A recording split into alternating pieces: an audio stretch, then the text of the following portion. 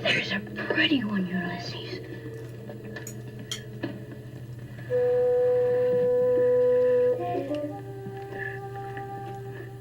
There it is. Hello, BookTube. I'm Shawn Breeze Books. Welcome back to my channel and another episode of Zooming In, which is an occasional series. It used to be quite regular, and now it's going back to being occasional, where I engage with a bookish social media luminary about online articles about bookish stuff, literary stuff, and talk about Luminary today for his maybe third appearance on this series, and probably way more appearances than that on my channel. Brian of the fabulous BookTube channel, Bookish, joining us from Texas. Hello, Brian. Hello, Shawn. Thank you for having me. It's always great to come and talk about book stuff with you on these little interviews. And I think you should be extra grateful to me for dragging you away from the confirmation hearings for Cash Patel, and Dulcie Tabard. Yeah, I just saw today where I think a senator asked Cash Patel if he knew somebody, and Patel denied knowing him, even though he'd been on his podcast 8 times. We're through the looking glass on these hearings serving any function because the people who are being questioned are just openly mocking the process. Absolutely, just showing contempt for the process. Yep. And in fact, we are not off topic here, folks. This is a great segue into the topic of these 2 articles. The first one is from LitHub, just last Friday, about men and reading. The title is Men Have Bigger Problems Than Not Reading Novels. The author is James Folta, and we're reading that alongside one from GQ, which I'm sure Brian reads regularly, given his stylishness, from last August, called We're Doing Men Don't Read Books Discourse Again. Here's What We're Missing, by Jason Diamond. And I thought both of them were really well-written, interesting stuff about men and reading, and whether men reading is particularly the answer to the problems that we're having with men in today's world. And I would say probably we could narrow that to straight men, but that might be debatable. So, Brian, get us started. What's your take on the topic or these articles? The thing that struck me the most about the first article, I think, the LitHub article, was that it actually pointed out that the difference between the numbers of men and women who are reading are actually not as big as they're made out to be. That yes, that men read less than women do, weekly, daily, total number of books, whatever it is, but it's not like it's by 20 or 30 percentage points. It's really just a few percentage points, or really just a few minutes, which leads me to believe that there's a certain amount of overemphasis on the idea that men don't read. And I think one of the things the article brings up, or maybe the next article brings up, that I'm interested in is what men are reading. Because I wonder if the problem isn't so much just that men aren't reading, it's that the things that men are reading and the impact that has. And I think that's a part of both of these articles in some way, shape, or form. Absolutely. I agree. And I think that the comment made in that LitHub article by James Folta was that if men read at all, they read business books or things like that. They don't read Self-help, fiction. yeah. Yeah. Self-help, Yeah. not psychological self-help so much as how to become a real man or Right. make $1 million Yeah, or exactly. whatever. Yeah. So I think from here on in, I'd like to focus our discussion on men reading or not reading fiction, because there's so much juice there. Yeah, I thought there was perhaps more nuance in the LitHub article, but there were some interesting anecdotes in the second article from GQ, and they really resonate together quite well. The first thing that I marked in the LitHub article is that Folta says these issues are timely. They feel weighty. This issue about men not reading fiction, if I can narrow it to that, it feels weightier because we are at the very beginning of an era where we're governed by the worst men, the putrid avatars of a hatefully reactionary masculinity. And I thought you probably liked that phrase too, Brian. I did. I also like to think that he called them the hogmen, which I thought was particularly given Trump's eyes, which looked like pig eyes to me. I thought hogmen sounded pretty much. I'm sure Trump is, if he's ever read a novel, it would have been in university or something. But I can't imagine any of his cabinet members or all those men he surrounded himself with as being fiction readers. I guess there's different kinds of fiction. Maybe some of them like, thrillers or really macho. There aren't so many Westerns being published these days, but, that kind of literature.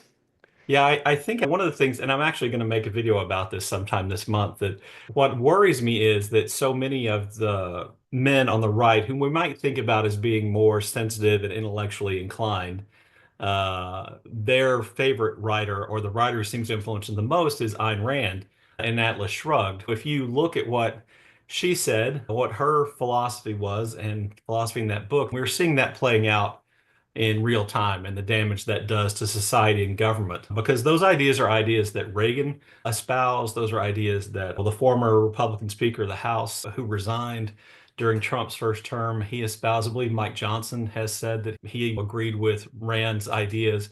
And certainly Rand Paul and libertarians seem to agree with those ideas. I think what we're seeing is that if there are intellectuals among this group, that they're reading the exact wrong piece of fiction, and that we in the United States have been paying the price for that since 1981 in terms of the way our economy works, and in terms of the way we treat workers, in terms of the way we think about the responsibilities of government. So to me, that would be a really bad work of fiction, which is really philosophy masquerading as fiction. Anyway, Well, sorry, I that's have probably a little off topic there, but I do worry no. that if they read fiction, they're reading the wrong thing. It's absolutely not off topic, and I have two comments. The second one slightly less flippant than the first one. The first one is, if Mike Johnson has read Atlas Shrugged, I think I can safely assume that there's no sex scenes in it. I don't know. I've only ever seen Rand talk about the book and then other people talk about the book. It's not a book I've read. I'm not willing to invest enough of my time to read 1,000 pages of something, which if it espouses the philosophy of Rand, I already know what that is. You know what I'm saying? That's I don't right. need to read that in a fictional form. And then my second comment is just that, yeah, if Ayn Rand, haven't heard it mentioned by any of these dudes, and it's not mentioned in these articles, but you're absolutely right. What was that speaker who resigned? He was Romney's vice presidential candidate. Yep. Anyway, He it was doesn't matter. tall, he was thin. Yeah, that guy. He was quite likable for a Republican, but they've managed to find the one canonical work of American literature that's horrific in terms of what it's preaching. Yeah. And if it's ever, not to go too much again down this path, if there's ever been a book that's influenced American government more, I can't think of one since maybe Uncle Tom's Cabin.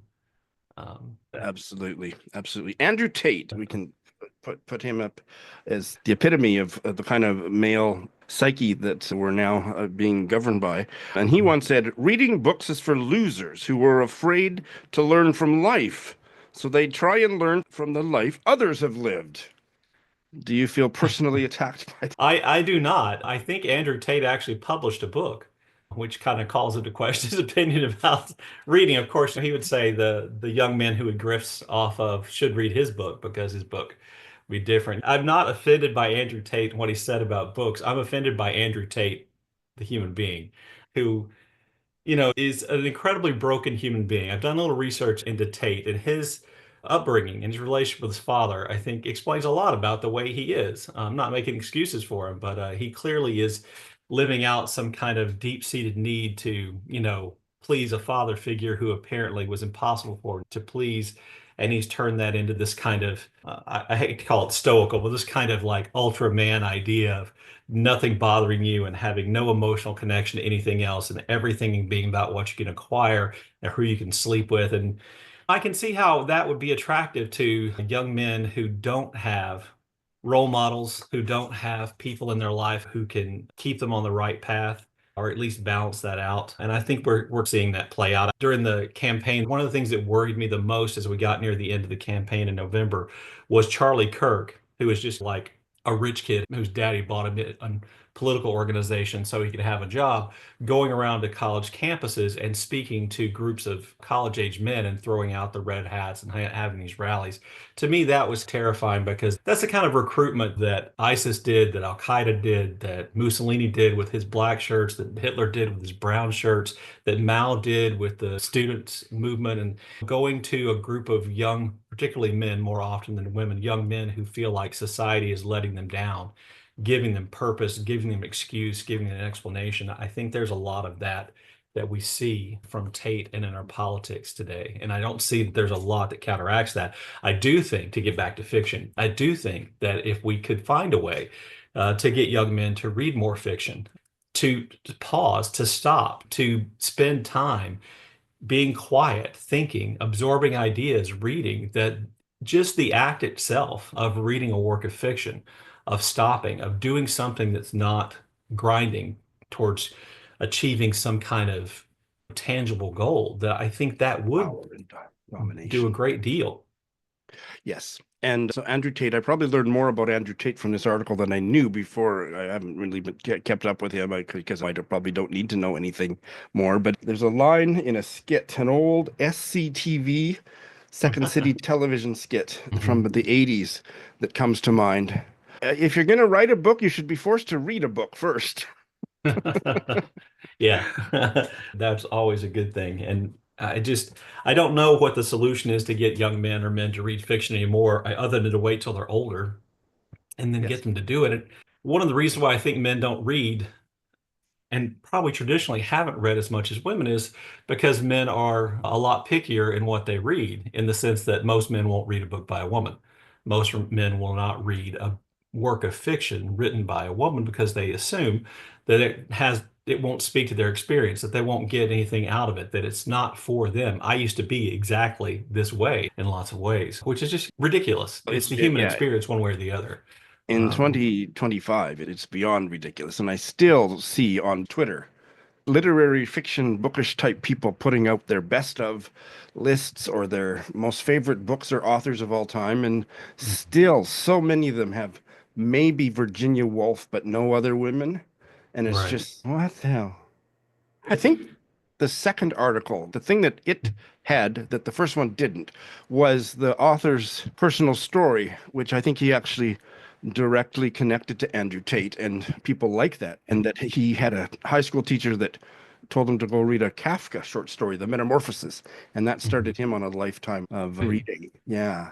And I think he'd become obsessed with The Catcher in the Rye, and his teacher suggested he read The Metamorphosis, which in the article, I don't know why she thought those two things would work, but I guess they did. And then he talked about reading Portnoy's Complaint by Philip Roth, I think. He did, and I really liked the nuance of what he said. It's not really something to agree or disagree with, but I just found it fascinating. What did you make of that? I've tried to read, I've read one Philip Roth novel, Goodbye Columbus. I read excerpts from Sabbath's Theater, I think that's the name of it, that were in the New Yorker many years ago.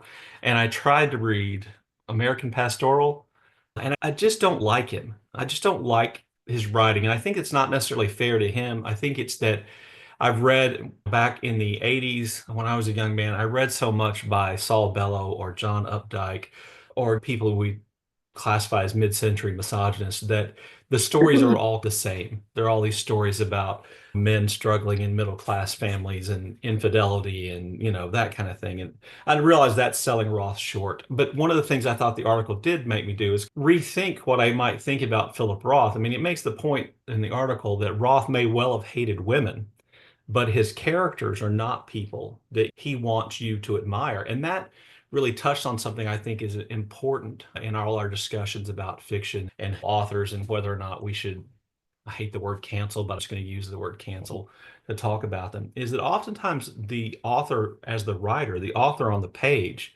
is a lot better than the author, the person.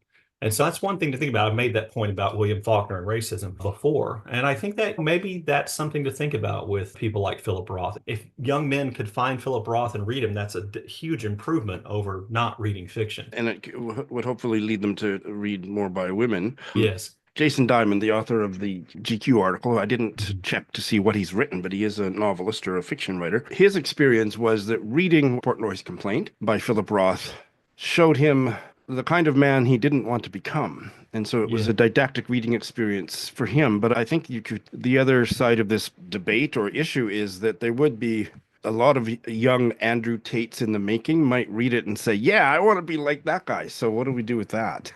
I think that's a risk worth taking, to be honest with you, because like I said, the Roth I've read, which is really limited, and again, my talking bad about him is unfair.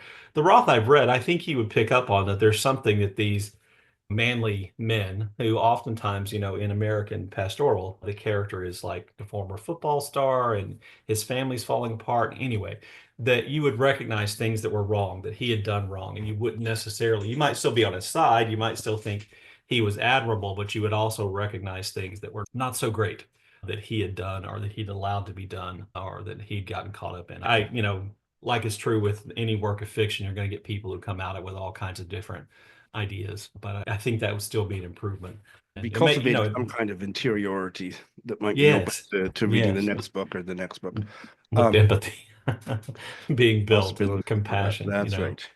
Going to get that from Or Jordan Peterson, who's also or mentioned, and I was no. scared to mention his name because I thought it might set you off, Brian, and I'd have to stop you after 17 minutes. No, I was thinking about Jordan Peterson. I went back and looked at his 12 rules for life, and I noticed that not one of them was read a book, which you'd think from an academic. And for all of Peterson's insanity, and I think his mental breakdown, he is an academic. That's where he did all the studying. He did the work to be a college professor and get a PhD. He's just gone off the rails.